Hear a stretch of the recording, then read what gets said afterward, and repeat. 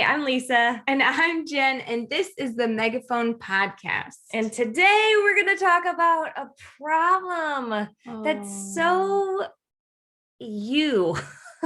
And me. And super me. Oh, it's all of us. Like you look at me and go, oh, yes, you are the definition of this problem. And the problem is that there's not enough of us to go around. Yeah. Like everybody needs something from us all the time.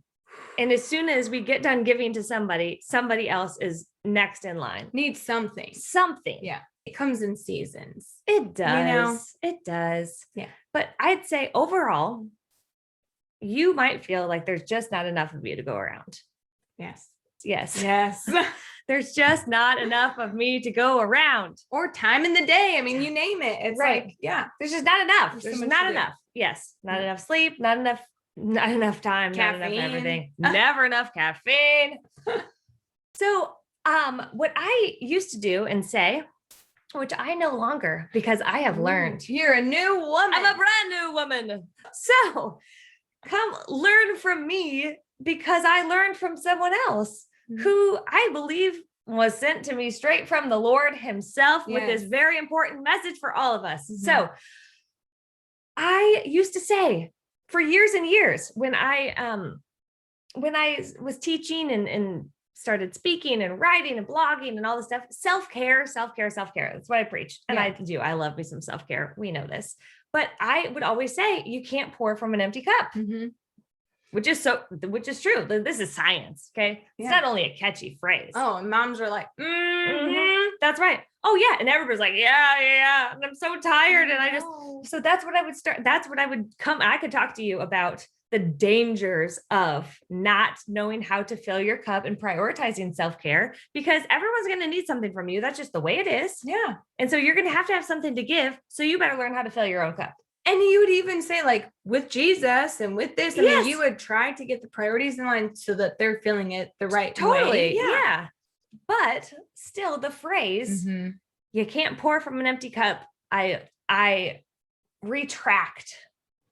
I want to get it redacted from the record or something. I don't know. That's how official this is, because we can't. No more cups. And let me tell you the story of how this all came to be, because I was at a speaking event where I did say, can't pour from an empty cup. And they're like, amen. That's right. And so a mentor mom came up to me afterwards and she said a lot of things. She said a lot of things. That's another story for another time. Exactly. But one of the things that she said was just encouraging me, like, make sure you're taking time for yourself and prioritizing your relationship with God and getting to know more about the Holy Spirit and all of this stuff, because your needs matter too. And I'm like, nice. Yes. And I said, yes, I feel that, because as a 2 on the Enneagram, I am trained in my brain somehow to think that my needs don't matter. It's all about your needs. And so this is especially an important message for, us helpers, us helper types. You're like, I got a cup. You want everything in it? Okay. Oh, here you go. Yeah. Awesome. And it's like, I'm so happy to give it to you. Yay. And then we hug, or I don't know, then you love me. Right. And that's a whole Enneagram situation here. Yeah. But, so I said, yes, you're right. I do. And I love doing that, because I understand that my needs do matter. And especially if I'm going to be teaching and speaking to women about God, I need to have my stuff together first. And she said, yeah. And then I said, because I'm trying to get rid of her, if we're honest, I said, you know what? I see that, because you can't pour from an empty cup. And she said, no. That's exactly how she said it. Because she was Swedish. Oh, yeah. Am I giving away too much information about this anonymous woman? It's fine. So she is she's saying, no. And I'm like, okay, lady. And she says, you're not supposed to pour from your cup. And I'm like, oh, okay. So I'm trying to wrap my mind around what's going on. Tell me, just land the plane, because I'm not, and I'm hungry. So let's go. Yeah. And she said, God, who's pouring when you're pouring from a cup? And I'm like, me? I am. And she's like, well, what happens when you pour out? And I'm like, the cup's empty. Is this a trick question? Right. And she's like, that's right. But God doesn't call you to pour from your cup. He calls you to overflow. And I was like, oh, that's good. Oh my God. And I'm like, let me get my phone. I need to start typing this into my Write notes. that down. Yep. And she goes, because who is doing the work when you're overflowing? And I'm like, oh, He is. God's doing the work. That sounds better. Yeah. And then she goes, and not only does he want to do this work for you and with you, he wants to get the glory. That's the point. And I'm like, that's right. Swedish lady that I don't know. Yeah. Thank you. So good. Oh, ready? Taxa, which means thank you. Taxa mycket. Thank you very much. In Swedish, this is why I'm here. Mm-hmm. You were wondering. Now you know. Ta-da. Well, thank you. Welcome. Taxa mycket. Mycket. Varsagu. Whoa. Now I think she's making things up. Jen is Swedish, as you can tell by her, blonde and blue. Swedish, yeah. Yeah. Okay. Taxa Mexico. There you Oh, okay. Well, this is, that's exactly what I feel like. Gloob and glob and blah blah. It's like the episode on Friends. Oh yeah. When Rachel's getting a massage by Phoebe and she puts Phoebe to the test because Phoebe acts Swedish. Do you know this episode? I was thinking of Sesame Street with Glenn. Oh, I'm thinking of Friends where so Rachel close. makes Phoebe because she's pretending to be Swedish. She wants to catch her in the act massage. of pretending to be someone Oh else. my God. And so she makes her sing the Swedish national anthem. Oh boy. Gloopy gloppy. And it's just the funniest. Okay, you're thinking Swedish Chef on Sesame Street. But all we're actually talking about is how you don't need to pour from a cup.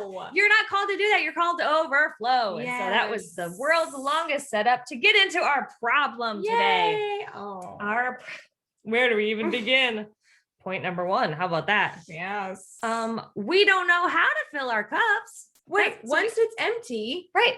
Then what do we do? I'm going to need to pour something out for someone else again. You better hurry. Which I'm not even thinking it's not for me. It's so that I have reserve. Right. So that I'm full for the future pour out. For someone else. Yeah, totally. Oh. Yeah. So right now we're in this cup mindset. Yeah. And it's not working. Right. Because and then we're like, so what do we reach for to fill our cups? Why? The remote. My phone, scrolling. Yeah, it's like, how do I feel rejuvenated? How do I restore? How do I fill up? It's like my brain goes to turn your brain off.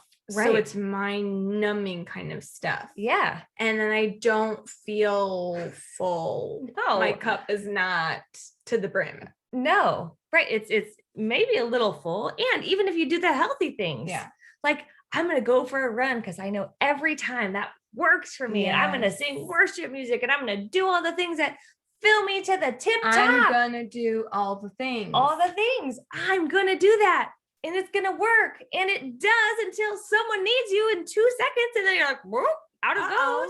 So my 45-minute run, which filled me to the top, I might be splashing along the sidewalk. I'm so overflowing. Sure. Doesn't matter. I get home and the dishes need to be done. Boop. Oh, it's like gone in a second. So no wonder, we're so freaking tired. Yes. Because we're spinning our wheels. This isn't working because we don't know how to fill our cup. We don't know how to keep it full. And not even to mention the damaged cups, right? Yes. That we have. We crack our cups. Someone else cracks our cup because, sometimes people suck.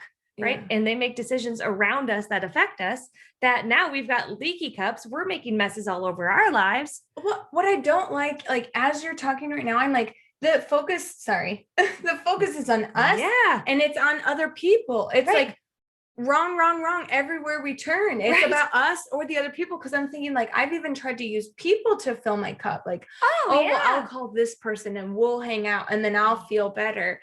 But what unfair expectations if you're not honest about your communication and saying my cup is empty and I'm trying to use you to fill it back up.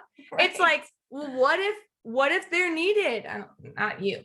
What if they have to go or they can't do? And it's well, now these unrealistic expectations, but you were supposed to fill my cup. They're I didn't know that. And I don't want to be charged with that. Oh my gosh. It's just setting you up to fail. It's the focus is on us and people and it's right. And we're leaving the most important thing being out of the equation. Right. That's the problem. I think we've landed the plane on the problem part. Yes. But I think we can get to the root of the problem, which I think is the most important part aside from the solution, because we need to know in the root, like overall, the root is it's not working. And that's the problem. And it's not working because that's not how we were designed. No. We were not designed to be cup pourers. No. And because you're busy doing that, like, right. It's a distraction and it's exhausting and it actually doesn't work. And it takes work to even try to fill it up in the right ways. It's just work. It is. It's so much work. But if we go back to the very wise Swedish woman, we're not called to do that. Right. Because God knows that's not how he designed us. We're getting it all wrong. We're getting it wrong. Let's get it right. Let's flip the script, people. Let's get it right. I got to say something. Okay, please do. Your first root on here is, we weren't called to cup filling, but to overflowing. I'm like, yes, what she said, what you've realized, this message from God, what a light bulb moment. And for me, like, what really sinks in is this idea of like control. Yes. Because when we have a cup, we get to ration out. Oh, that's enough. Like sometimes I count my pours, like my creamer this morning, my coffee, I'm like 1, 2, 3. And it's like, oh, you need some patience, even good things in my cup, like fruits of the spirit, like love, joy, peace, patience. Like you want some of that? Oh, you need some patience. Oh, I want to love you. Like, I'm going to give you some patience because you're a lot right now and I need to be patient with you. So I'm going to pour out some patience. Oh, that's good. Oh no, that's it. Yep. Because I've got to conserve for the rest of my day. I only have this much in my cup. Yeah. And so it's the control. We're rationing. We're doing portion control, right? Yeah. Where it's like the overflow is limitless and generous and like heaping and bubbling over. And it's like continuous, and it's like God's not going to stop after a 3-second pour. Like if you use him as the source and he's filling your cup, like one, you're less exhausted because you're not running around trying to pour and fill and pour and fill. Like, I'm just think of like a stressed out waitress, like, oh, you need another drink. Oh, I dropped that one. Oh, this broke. Like, it's frantic that it's like, oh my gosh, no wonder we don't feel rested. It's like, what if we just like let the cup be? And then God did this generous outpouring, and then people could just benefit from his love over the brim, extra. And how much more restful does it sound? Like if you can picture yourself as you are right now with the frantic cupping, the cup pouring. Yes.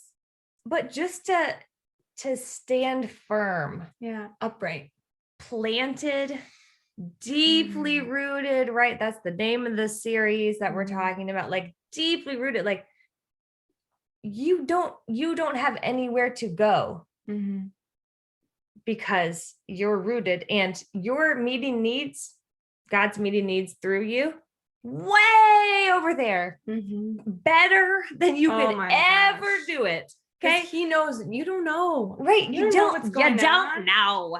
You don't know. And then it just takes a mental load off. It takes a physical load off. It just has, honestly, it has changed my life. And I'm only a few months into like really learning this and naming it for what it is. And it's how it was designed. It's the right way. We're doing it the wrong way. Right. So we're here to help. We're here to help you. And so you might be asking yourself, like, okay, well, how did we get this wrong? Why do we do the cup? And so we've got some yucky answers for that. This is truth. Because it's never fun to like really reflect and go, that's ugly. Why I'm doing it wrong. This is where it's coming from. I'll start with me. Okay. And then we can move out to generalities. You can do yours. But I do the cup filling because I need to be the one, because if I'm the one, then you love me and I feel seen and celebrated for who I am. But really, it's not who I am. It's what I do for you. And that is super unhealthy, super unhealthy. It has gotten me into so much trouble and heartache. Because then my identity then is found in what I do for you. And so it's layer upon layer upon layer of mess. But I figured that out when in a season where I didn't have enough of anything. And I was showing up in life just, like the worst. Like I was pretending to be fine, but I was not. I was really grumpy and very short with people. And I'm taking a cup. If the cup's not working for me, I'm smashing the cup. I'm scrambling for another one. Like I was doing everything I could so that I could be the one, which is pride, which I wouldn't have called that, but that's pride and that's selfishness. And you might think, well, you're trying to do things for other people. That's not selfishness. Yeah, it is. Selfishness is focus on self. Okay. And I'm really doing things for you so that I feel good about me and loved by you. That's selfish. That's just the way it is. And that's a hard thing to say out loud. I feel like this could just correlate so directly with the Enneagram, like depending on your number, you could probably find the root of your cup pouring pretty easily. Totally. Accustomed to that because as you're talking, I'm like, well, yeah, because you're the helper. Like, I just want to help you. Let me help you. Love you so that I feel loved. Like I get that. And I'm like, and I'm the achiever. And so I'm like, look at my achievements. I'm pouring so that you go, wow, that a girl. And like, look at all the stuff you've done. But I think ours come from the same roots of pride and selfishness. We talked about other ones being like the victim mentality or being the martyr and striving. Like there are a lot of icky roots beneath the surface of why. If you just say why, like strip down the layers of why are you doing that though? Yeah. Oh yeah. And that's hard work and that's not fun. No. But the good news is when you get there, God's there going, here we are. You figured it out. Yay. I still love you. Yeah. Let's work on this together. Shall we? Yeah. And that's where I think the last thing that the root is, we choose the cup sometimes because we don't believe that God is actually going to meet our needs or help us meet the needs of others. Like our faith is very limited in that way sometimes. And so we forget that we can work with God to do all of this. And the thing that gets me is because I'm like, oh no, all powerful, all knowing. I know you can do it. I don't doubt. I know you can. But are you going to do it fast enough? That's a good. Are you going to do it on my timeline? Because I want it done now. Yeah. Yeah. If we could just handle this, so we can handle that. Yeah. We go back to the 3-second pour of patience. Right. Yeah. I need it all over me.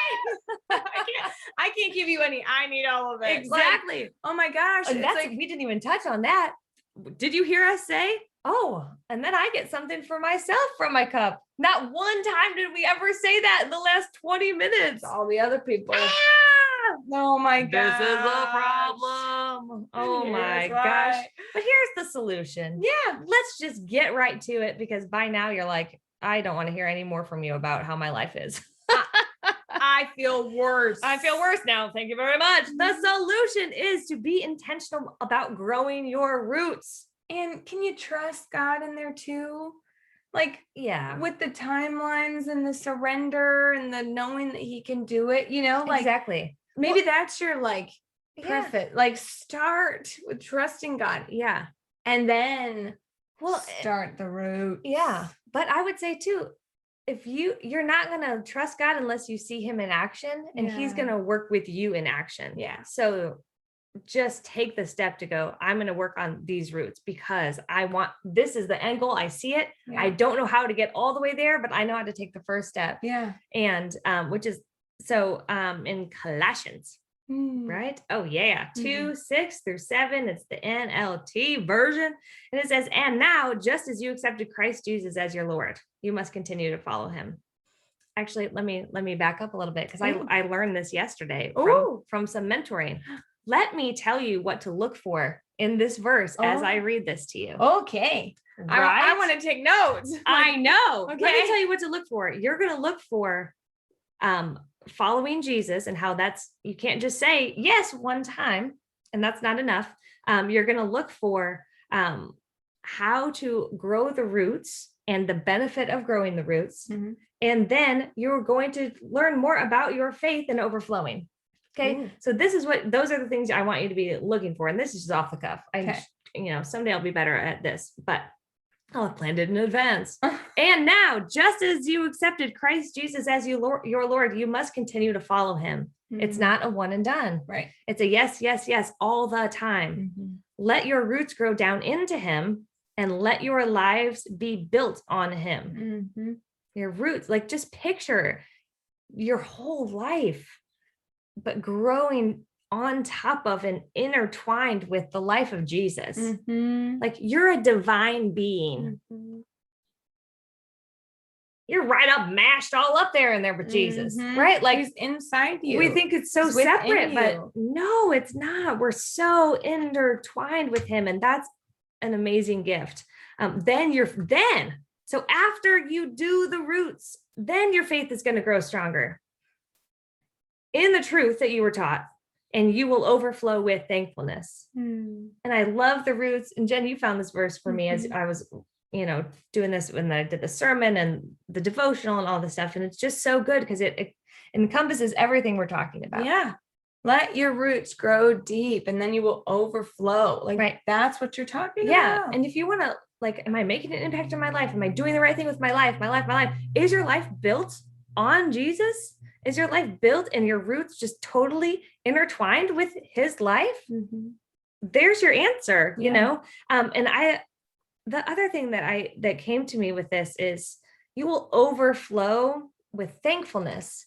And that kept getting me caught, even as I was prepping and I'm prepping for the sermon and delivering the sermon, everything overflow with thankfulness. I want to overflow with thankfulness. I want to overflow with everything else too. Yeah. Why can't I overflow with all the things for me and all the people? You can. Or I can, and I will. But here's why I think it says overflow with thankfulness. Yeah. Because you're not the one doing the work. It's you're overflowing with gratitude because God's the one through you, flowing everything else, meeting the needs of all of those people around you through you. And all you have to do, not even have to, you get the opportunity to flow and overflow with gratitude. Yeah. Thankfulness is all that. What if your only job was to get rooted and overflow with thankfulness? Because God's doing the rest of the work.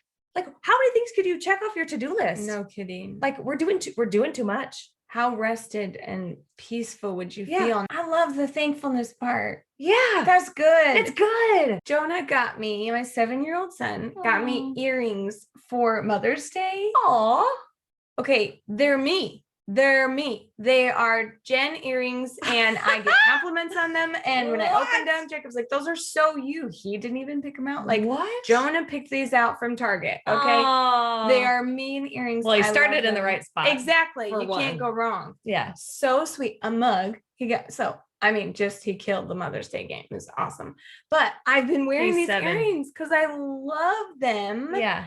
And what happens when I'm given a gift, I didn't do anything to earn it, deserve it, whatever. I didn't ask for it, didn't expect it, didn't say, Jonah, I want these earrings. I picked them out. You better give them for me.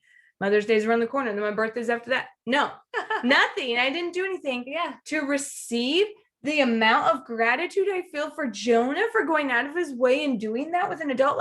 What? And then that I love them and I wear them proudly. And when everyone's like, I love those earrings. Those are so cute. I'm like, oh, thank you. My son got them for me for Mother's Day. Don't we do that? Yes. You're given a good gift. Right. You immediately, I give the credit.